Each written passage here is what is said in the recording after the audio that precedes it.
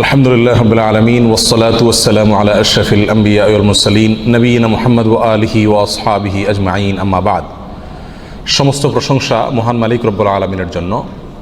দরুদ এবং সালাম নাজিল হোক তারই প্রেরিত রাসূল মুহাম্মদ মুস্তাফা সাল্লাল্লাহু আলাইহি ওয়াসাল্লাম, তার প্রতি এবং তার আলো আসহাব সকলের প্রতি। সম্মানিত ভাই বন্ধুগণ, আজ আমরা আলোচনা করব ইনশাআল্লাহ বরকতের চাবিসমূহ বিষয়ে।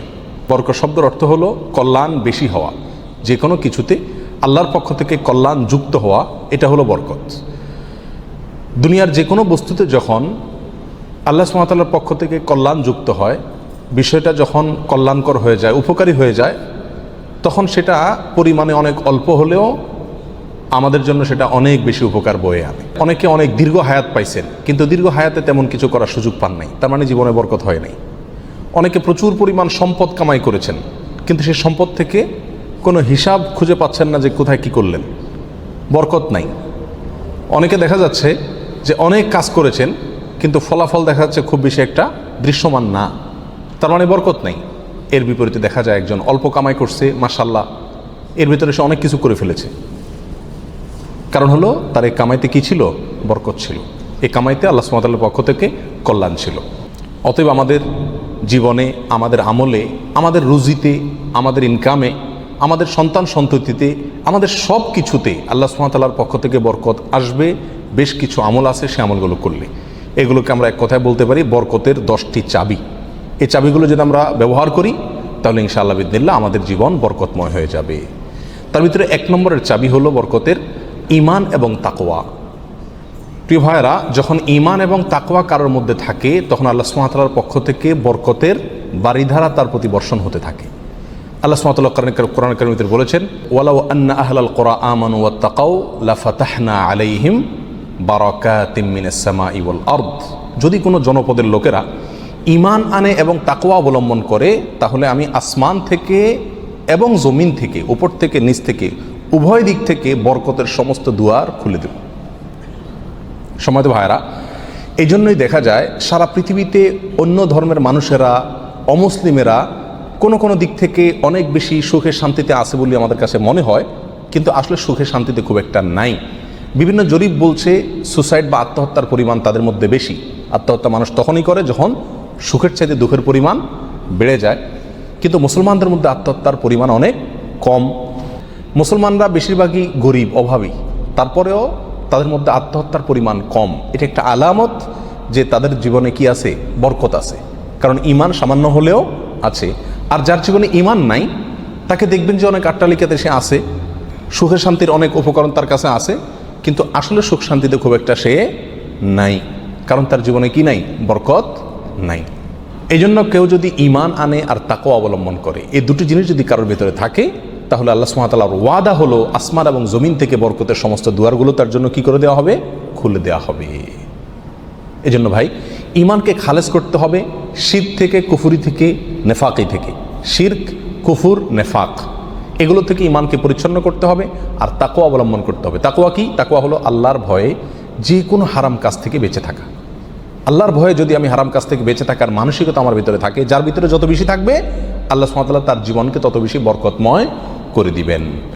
বরকতের 2 নম্বর চাবি হলো যে কোনো কাজের শুরুতে বিসমিল্লাহ বলা। যে কোনো কাজের শুরুতে কি করা? বিসমিল্লাহ বলা। নবী আলাইহিস সালাম বলেছেন, তোমাদের মধ্যে কেউ যখন খানা শুরু করে এবং সে যদি বিসমিল্লাহ বলে, তো শয়তান তার সাথে ওই খাবারে যোগ দিতে পারে না, ভাগ বসাতে পারে না। যেটুকু আছে সেটুকু তার জন্য কল্যাণ বয়ে আনে, কল্যাণ করা হয় খাবার। অনুরূপভাবে কেউ যদি বাসা বাড়িতে প্রবেশ করে, বিসমিল্লাহ বলে ঢুকে, তাহলে সেই ঢোকার সময় তার সাথে কি হতে পারে না? শয়তান যোগ দিতে পারে না। অনুরূপভাবে প্রত্যেকটা কাজে বান্দা যখন ভালো কাজে যখন বিসমিল্লাহ বলে শুরু করে, তখন শয়তান সে কাজে আর অংশগ্রহণ করতে পারে না। আর শয়তান যখন ইন্টারফেয়ার করতে পারে না, তাহলে আল্লাহ সুবহানাহু ওয়া তাআলার পক্ষ থেকে সেখানে বরকত আসা খুবই সহজ হয়ে যায়। এটাই স্বাভাবিক। অতএব বিসমিল্লাহর পরিমাণ বেশি বলা। 3 নম্বর বরকতের চাবি হলো ভাই কোরআনে কারিমের সাথে সম্পৃক্ততা বাড়ানো। যে যত বেশি কোরআনের সাথে সম্পর্ক গড়বে, তার জীবনে তত বেশি বরকত নেমে আসবে। যে ঘরে কোরআন তেলাওয়াত হবে, কোরআনের চর্চা হবে, কোরআনের শেখা হবে, কোরআন বুঝাবুঝি হবে, কোরআনের উপর আমল করার প্রবণতা থাকবে, অভ্যাস থাকবে, সেই ঘরে আল্লাহ সুবহানাহু ওয়া তাআলার বরকত তত বেশি আসবে। আল্লাহ সুবহানাহু ওয়া তাআলা কোরআন কারীমের ভিতরে বলেছেন, ওয়াহাদা কিতাবুন আনজালনাহু মুবারাক। কোরআনে কারীমকে আল্লাহ সুবহানাহু ওয়া তাআলা কোরআনের বহু জায়গায় বলেছেন যে এটা কিতাবে মুবারাক, এই কোরআনটা হলো কি বরকতময়, অতএব এর সাথে যে যত বেশি সম্পৃক্ত হবে তত বেশি তার জীবন কি হবে, বরকতময় হয়ে যাবে। নবী আলাইহিস সালাম বলেছেন সহিহ মুসলিমের হাদিসে, ইন্নাল্লাহা ইয়ারফাউ বিহাযাল কিতাবি আকওয়ামা ওয়া ইয়াদাউ বিহি আখারিন, আল্লাহ তাআলা এই কিতাব দিয়ে বহু মানুষকে উপরে উঠাবেন, আবার বহু মানুষকে নিচে নামাবেন। অর্থাৎ এই কিতাব কোরআন এটাকে যারা ফলো করবে আল্লাহ তাআলা তাদেরকে মর্যাদা বাড়াবেন, আর যারা ফলো করবে না তাদের মর্যাদা কমাবেন। বাহ্যিকভাবে মনে হবে সুখের সাগরে ভাসছে, আসলে দুঃখের কোনো অন্ত তাদের জীবনে থাকবে না। তাহলে বরকতের 3 নম্বর চাবি হলো কি, কোরআনের সাথে সম্পর্ক বেশি বেশি করা, কোরআন তেলাওয়াত করা, কোরআন বুঝা, কোরআন অনুযায়ী আমল করার চেষ্টা করা। যত বেশি যেই করবে আল্লাহ তাআলা তার জীবনের প্রতিটা পদে পদে তত বেশি কি দিবেন, বরকত দান করবেন। বরকতের 4 নম্বর যে চাবি আছে সেটা হলো ভাই সাদাকা করা, দান করা। কি করা? দান করা, সাদাকা করা। সাদাকা এবং দান করলে বহু হাদিস থেকে বোঝা যায়, জানা যায় যে বিপদ আপদ দূর হয়ে যায়। আমাদের যে কোনো কাজ থেকে, যে কোনো অর্থকড়ি থেকে, যে কোনো উপার্জন থেকে আমাদের কল্যাণটা আসে না, এর একটা বড় কারণ হলো বিপদ এসে যায়। আমি একটা দোকানদারি শুরু করলাম, একটা বিপদ এসে গেল, তাহলে আমার সেখান থেকে কল্যাণটা আর আসলো না। তো বরকত যদি আপনি চান প্রত্যেকটা বস্তুতে, প্রত্যেকটা জিনিসের কল্যাণ আসুক, উপকার হোক জিনিসটা আপনার জন্য, অল্প ছোট চাকরি, অল্প আয়, ছোট ব্যবসা, এর ভিতরেই আল্লাহ তাআলা কল্যাণ দিয়ে দেখ। আপনি যদি চান তাহলে আপনাকে কী করতে হবে, সাদাকার অভ্যাস করতে হবে।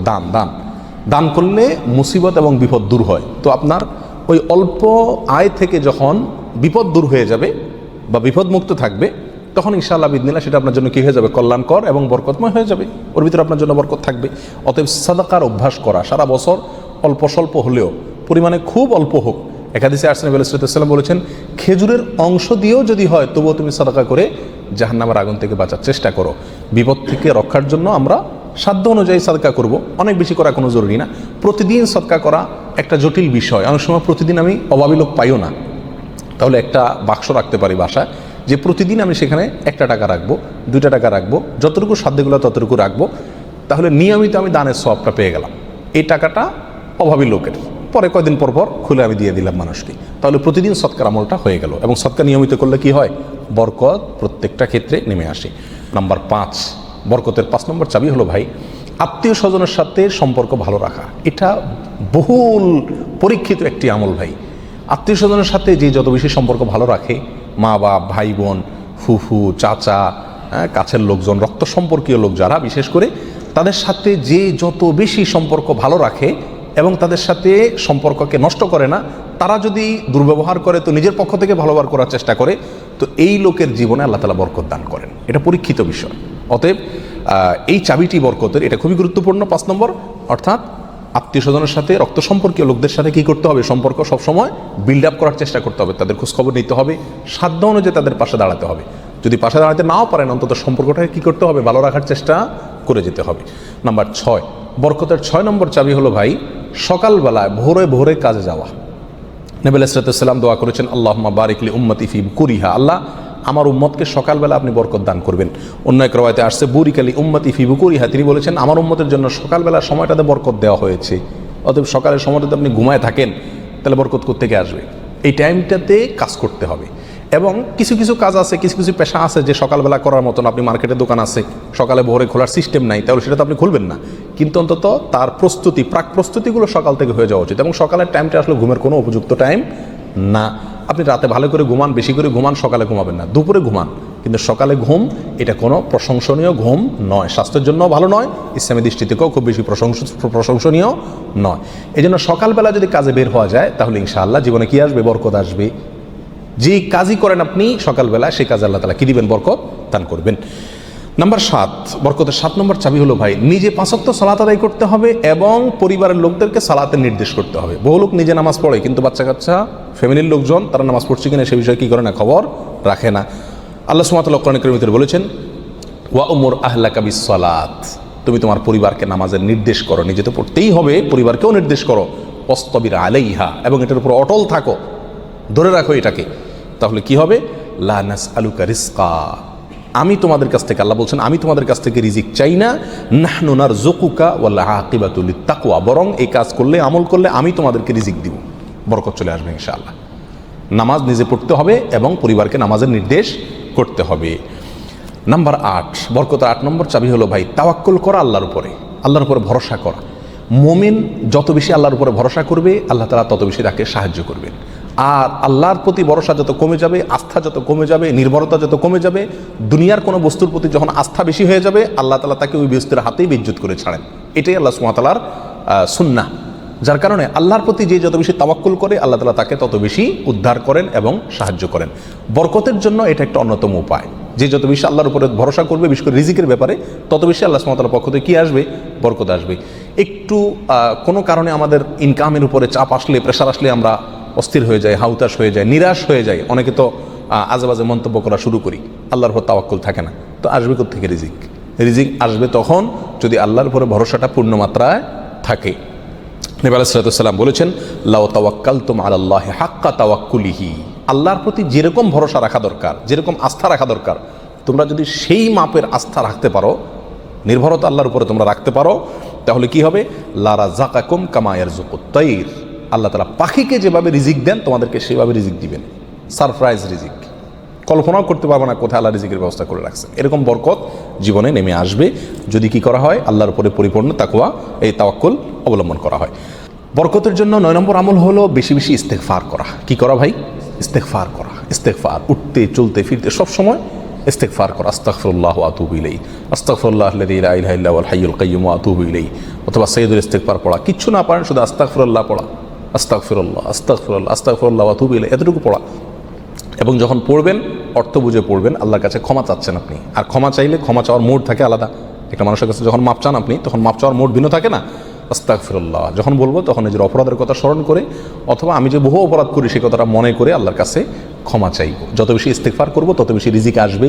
সূরা নূহের ভিতরে আল্লাহ সুবহানাহু ওয়া তাআলা আল্লাহর নবী নূহ আলাইহিস সালাম সম্পর্কে বলেছেন যে নূহ আলাইহিস সালাম বলেছেন তার জাতিকে, ফাকুলতুস্তাগফিরু রাব্বাকুম ইন্নাহু কানা গাফফারা। তিনি বলেন, আমি আমার জাতিকে বলেছিলাম তোমরা তোমাদের রবের ইস্তেগফার করো, তোমাদের রব ক্ষমাশীল।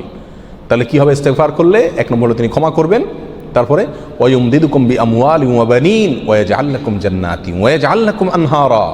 সম্পদ এবং সন্তান, পরিবার, এই দুইটা দিয়ে তোমাদেরকে শক্তিশালী করবেন, রিচ করে দিবেন, সমৃদ্ধ করে দিবেন। ওয়া ইয়াজআল লাকুম জান্নাতিন ওয়া ইয়াজআল লাকুম আনহারা, তোমাদের জন্য বাগবাগিচা দিবেন এবং নহর প্রশোভন দান করবেন, অর্থাৎ রুজি রুটির বরকত দান করবেন। সম্মানিত ভাই বন্ধুগণ, তাহলে ইস্তেগফার করলে রুটি রুজির বরকত হয়, সম্পদে আপনার বরকত হয়, সন্তানে বরকত হয়, পরিবারে বরকত হয়। অতএব ইস্তেগফার বেশি বেশি করতে থাকতে হবে। নবী আলাইহিস সালাম বলেছেন, মাল্লাজিমাল ইস্তেগফার, যে ব্যক্তি ইস্তেগফারকে ধরে রাখবে, সবসময় নিয়মিত ইস্তেগফার করবে, জাআলাল্লাহু মিন কুল্লি যিকিন মাখরাজা, সকল কঠিন মুহূর্ত থেকে বের হওয়ার জন্য আল্লাহ তাআলা তাকে পথ দেখাই দিবেন। ও কুল্লি হাম্মিন ও মিন কুল্লি হাম্মিন ফারাজা, সকল পেরেশানি থেকে আল্লাহ তাআলা তার জন্য প্রশস্ততার পথ দেখাই দিবেন, যদি সে ইস্তেগফারকে ধরে রাখে। 1-2 বার পড়া না, নিয়মিত পড়তে থাকে, ধরে রাখে। অতএব বরকতের জন্য বেশি বেশি ইস্তেগফার করতে হবে। 10 নম্বর বরকতের চাবি হলো ভাই, পরিপূর্ণ সালামের ব্যাপক পরিমাণে প্রচলন ঘটাতে হবে, দিতে হবে। সালামের পরিপূর্ণ রূপ হলো আসসালামু আলাইকুম ওয়া রাহমাতুল্লাহি ওয়া বারাকাতুহু। এখানে আমরা সবাই জানি দোয়া করা হয়, আপনার প্রতি শান্তি বর্ষিত হোক, আল্লাহর রহমত বর্ষিত হোক এবং আল্লাহর বরকত নাজিল হোক আপনার প্রতি। তাহলে আপনি যখন কারোর প্রতি সালাম দিচ্ছেন, পূর্ণাঙ্গ সালাম, আসসালামু আলাইকুম ওয়া রাহমাতুল্লাহি ওয়া বারাকাতুহু, তার মানে আপনি কেমন যেন তার জন্য বরকতের দোয়া করছেন, শান্তির দোয়া করছেন। আর হাদিসে আসছে, কোনো মুসলিমের জন্য যদি আপনি বরকতের দোয়া করেন বা যে কোনো দোয়া করেন, তো ফেরেশতা আপনার জন্য দোয়া করে আল্লাহ এই বান্দাকেও আপনি দান করেন। তাছাড়া যাকে সালাম দিবেন তিনিও জবাব দিবেন। আপনি যেহেতু অবারাকাতু পর্যন্ত পড়বেন, তার জন্য উচিত হবে বরাকাতু পর্যন্ত দেওয়া। সালাম যতটুকু দেওয়া হয় পরিপূর্ণ কমপক্ষে অতটুকু দিতে হয়। অতএব যত বেশি সালাম দেওয়া হবে তত বেশি ফেরেশতা আমার জন্য বরকতের দোয়া করবে, আর যাকে সালাম দিচ্ছি তিনিও করবেন। তাহলে সালামের প্রচলন ব্যাপক পরিমাণে যদি করতে পারি, তাহলে আমাদের জীবনে কি আসবে ভাই? বরকত নেমে আসবে। আর আগেই বলেছি, বরকতের অল্প বেবরকতের বহুর চাইতে উত্তম এবং শ্রেষ্ঠ। আল্লাহ তাআলা আমাদেরকে বরকতের সম্পদ দান করুক। অধিক সম্পদ নয়, বরকতের সম্পদ। আল্লাহ তাআলা আমাদের বরকতের সন্তান দান করুক। অধিক সন্তান নয়, বরকতের সন্তান। কল্যাণ যে সন্তানে আছে সেখানে অনেক বেশি হলো, কিন্তু কল্যাণ তার ভিতরে নাই, উপকারটা নাই, তাহলে এই বেশির কোনো লাভ হলো না। আল্লাহ তাআলা আমাদের গোটা জীবনকে, আমাদের উপার্জনকে, আমাদের সম্পদকে, আমাদের নেক আমলকে, আমাদের সন্তান সন্ততিকে, আমাদের পরিবারকে, পরিজনকে, আমাদের চিন্তা চেতনাকে, আমাদের সব কিছুকে আল্লাহ সুবহানাহু ওয়া তাআলা বরকতময় করে দিন। সব কিছুতে আল্লাহ তাআলা কল্যাণ এবং উপকারিতা প্রচুর পরিমাণে বৃদ্ধি করে দিন। জাযাকুমুল্লাহ ওয়া আখিরু দাওয়ানা আলহামদুলিল্লাহি রাব্বিল আলামিন।